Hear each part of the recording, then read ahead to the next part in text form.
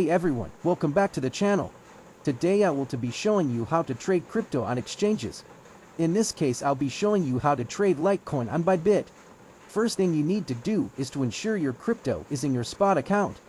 If not, then you first need to transfer it from your funding wallet to your spot wallet. After transferring the crypto you wish to trade from your funding to your spot wallet, you now need to head to the market and choose your preferred pair. In this case, I will be choosing LTC-USD pair since I wish to trade my Litecoin. Carefully select the order type, which can either be the limit order or the market order, which is the current trading price. After that, you will need to select the quantity you want to trade.